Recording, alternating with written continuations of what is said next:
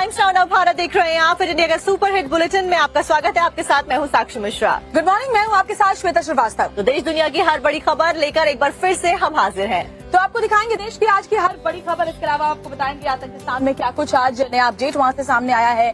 तमाम बड़ी खबरें जानने के लिए बने रहिए हमारे साथ।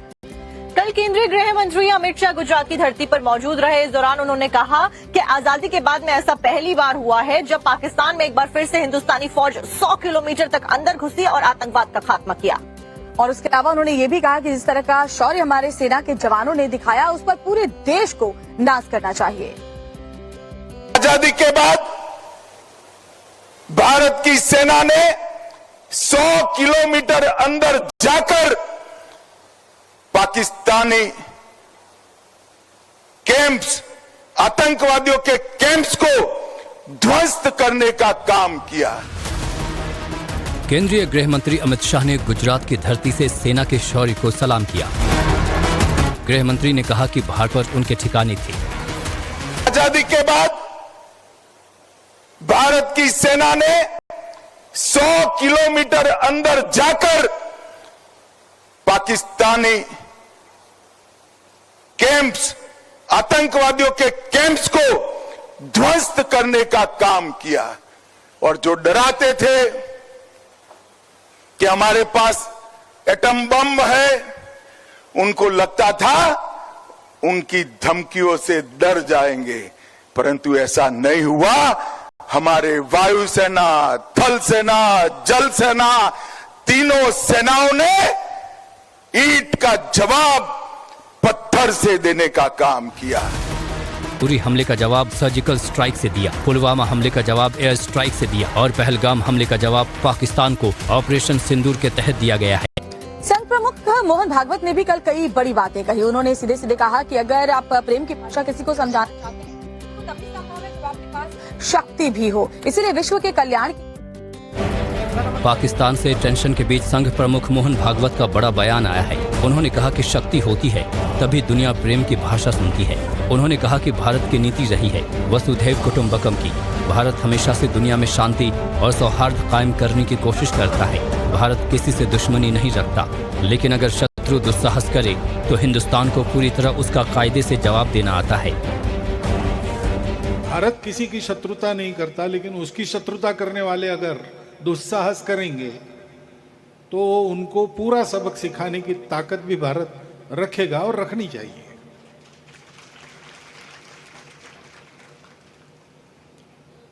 परंतु भारत की बात कुछ अलग है। ये भारत दुनिया में जीने के लिए ये करना पड़ता है, इसलिए करता है।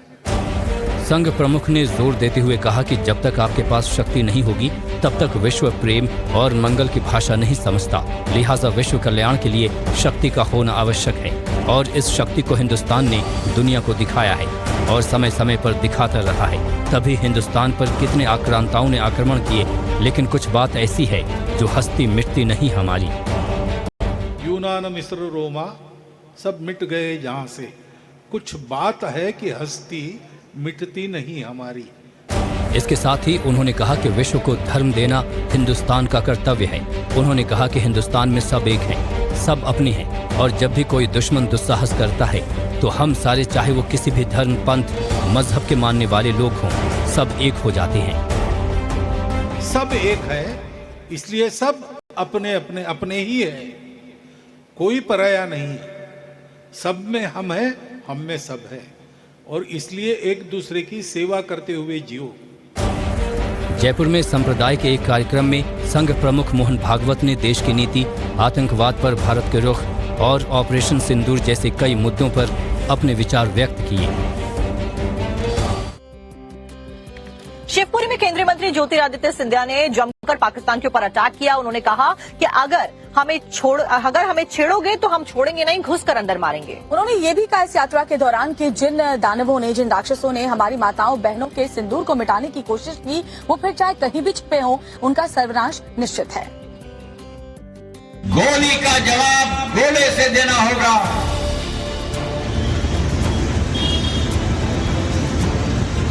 और जिन राक्षसों ने हमारी देश की बहनों की सिंदूर मिटाने की कोशिश की थी, उनको इस पृथ्वी से मिटाने का कार्य हमें करना होगा। कुछ इसी अंदाज और जोशीले तेवर में नजर आए केंद्रीय मंत्री ज्योतिरादित्य सिंधिया। एमपी के शिवपुरी में बीजेपी ने सैनिकों के सम्मान में तिरंगा यात्रा निकाली। तिरंगा यात्रा तात्या टोपे स्मारक से शुरू होकर माधव चौक तक निकाली गई। इस मौके पर केंद्रीय मंत्री ज्योतिरादित्य सिंधिया ने सीआरपीएफ के जवानों की हौसला अफजाई की। मंच से लोगों को संबोधित करते हुए सिंधिया ने ऐलान किया कि हिंद की सेना ने पाकिस्तान को जबरदस्त सबक दिया है और इसके बावजूद भी पाकिस्तान अगर अपनी आदतों से बाज नहीं आता तो फिर युद्ध पक्का है। इससे आगे बढ़ते हुए उन्होंने कहा कि पाकिस्तान को तो सपने में भी युद्ध ही नजर आ रहा है। और अगर आतंकवाद का हमला हुआ तो युद्ध, यही एक कल्पना उनके मस्तिष्क में जानी चाहिए। ये संदेश मेरी भारतीय सेना ने उनको भेज दिया। इस मौके पर सिंधिया ने कहा कि आज हर भारतीय का सिर सेना के सम्मान में झुक रहा है और आगे भी हिंद की सेना का शौर्य ऐसे ही सारे जहां में बिखरता रहेगा।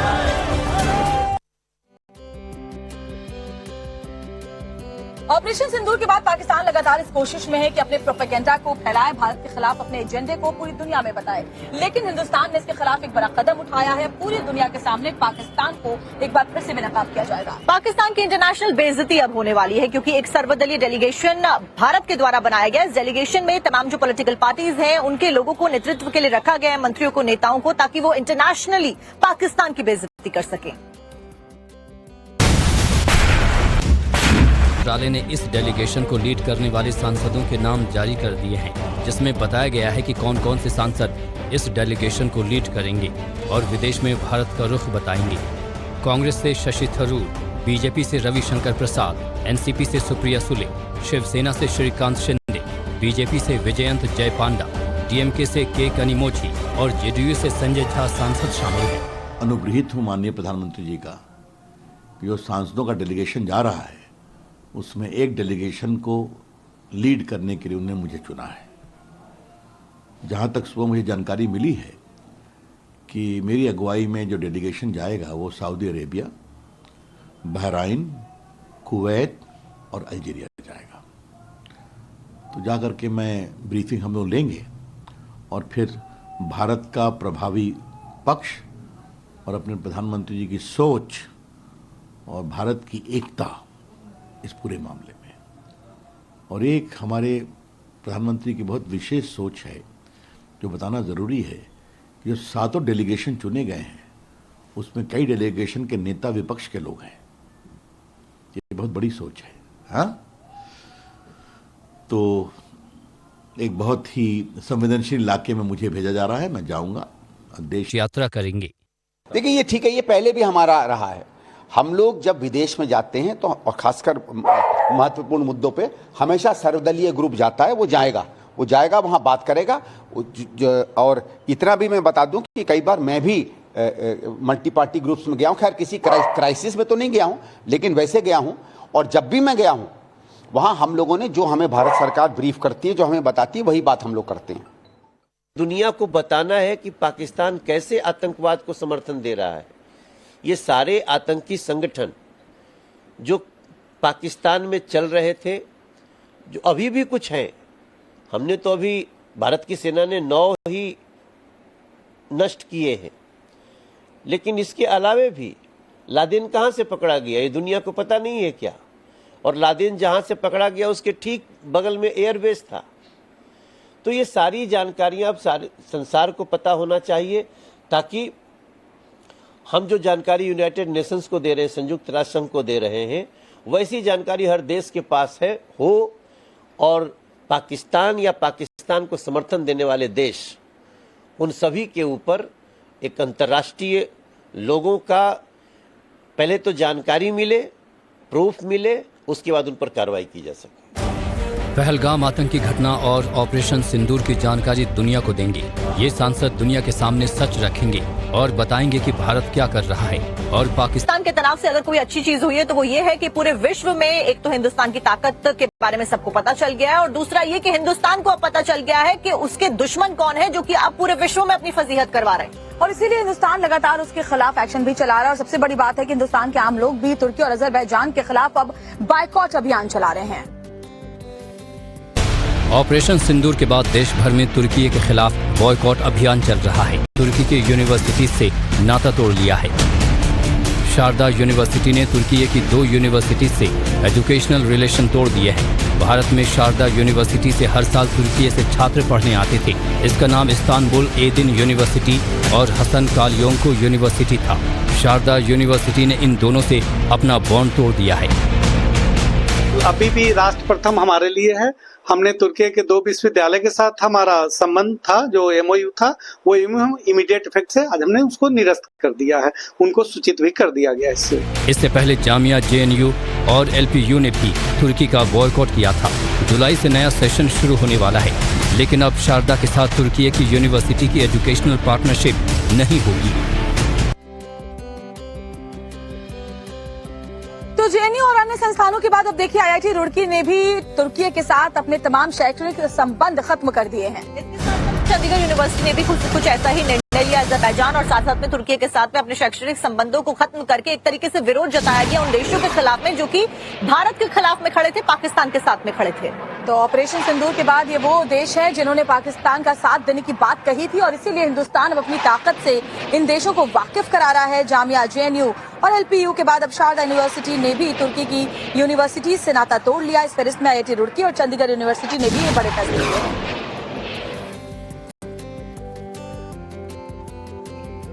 इन यूनिवर्सिटीज ने तुर्की और अजरबैजान से शैक्षणिक संबंध खत्म किए। आईआईटी रुड़की ने अपने इस निर्णय को राष्ट्रीय हित के अनुरूप बताया, तो वहीं चंडीगढ़ यूनिवर्सिटी ने अजरबैजान के साथ अपने 23 एमओयू को रद्द कर दिया है।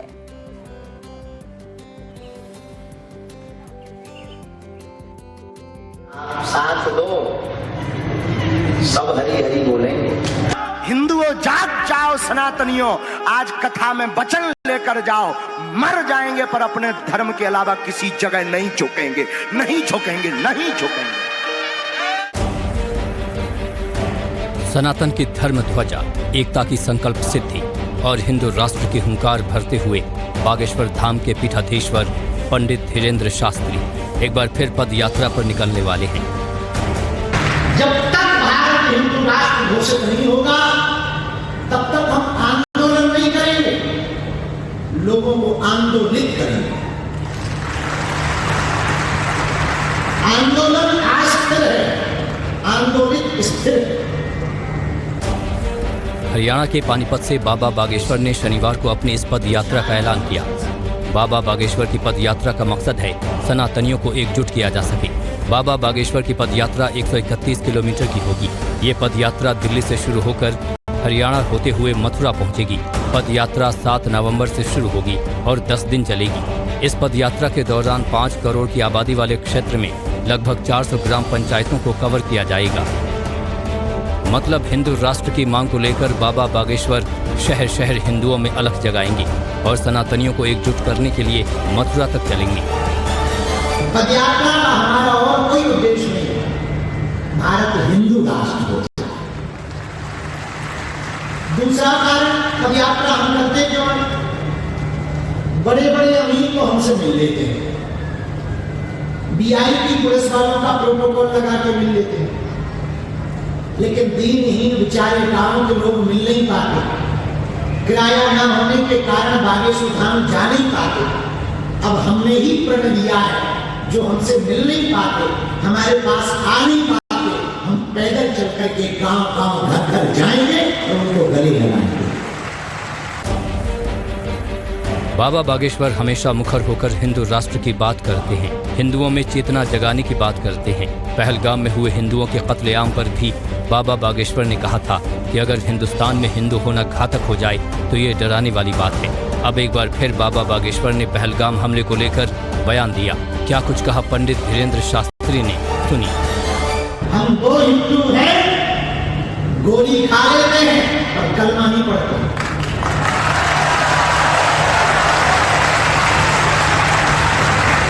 गोली खा लेते हैं पर कलमा नहीं पढ़ते हैं, सर कटा लेते हैं, तन बारी कर देते हैं पर वतन को मिटने नहीं देते हैं। हम वो हिंदुस्तानी हैं, तन बार कर देते हैं पर वतन के ऊपर आंच नहीं आने देते हैं। और तुम 10 रुपया के धंधे के पीछे नाम बदल करके होटल चला रहे।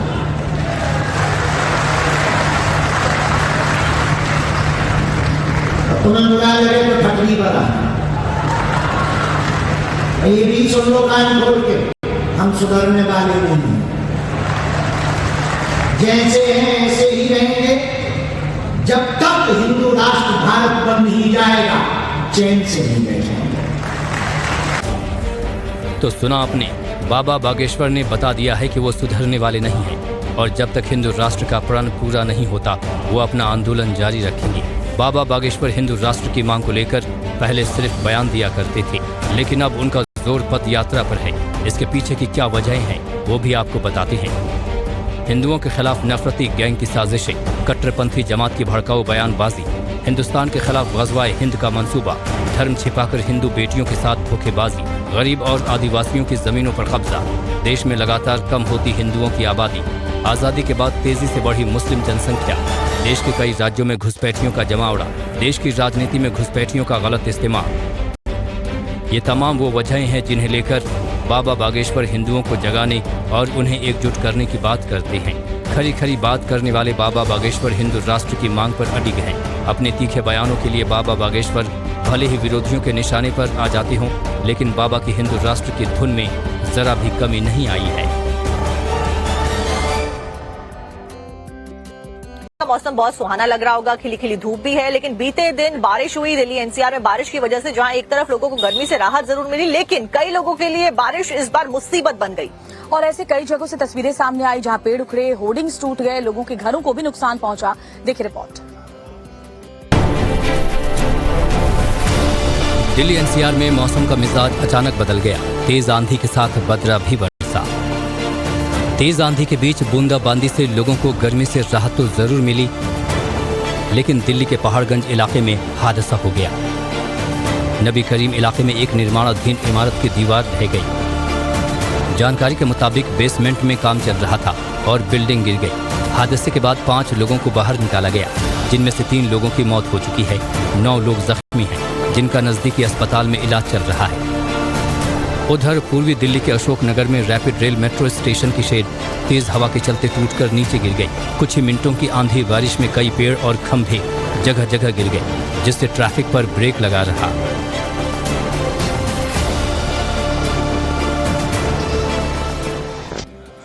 और इस बीच तुर्की और अजरबैजान से व्यापार का बैकआउट जारी है। अब जो ताजा मामला सामने आया अलीगढ़ से, जहां ताला व्यापारियों ने जो संबंध है व्यापारिक उसे तोड़ दिया है। और साथ साथ में हार्डवेयर के व्यापारियों ने भी अजरबैजान और तुर्की के साथ में जितने भी व्यापारिक संबंध थे उनको तोड़ने का निर्णय ले लिया है।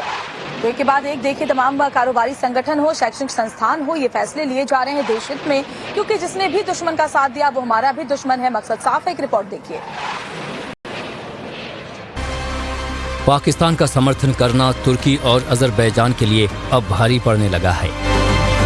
ऐसा नहीं है कि केवल यूनिवर्सिटीज ही तुर्की और अजरबैजान से नाता तोड़ रही है। अलीगढ़ के ताला और हार्डवेयर कारोबारियों ने भी तुर्की के साथ व्यापार करने से इनकार कर दिया है। कारोबारियों का कहना है कि तुर्की ने पाकिस्तान का साथ दिया है, जो भारत के पीठ में खंजर भोंकने जैसा है। इसलिए तुर्की से किसी तरह का कोई इम्पोर्ट और एक्सपोर्ट नहीं होगा। जो पाकिस्तान से हम लोगों का वॉर का वो छेड़ रहा था, तो उसमें उन लोगों ने पाकिस्तान का ज्यादा सपोर्ट किया था, इतना गलत सलत होकर भी।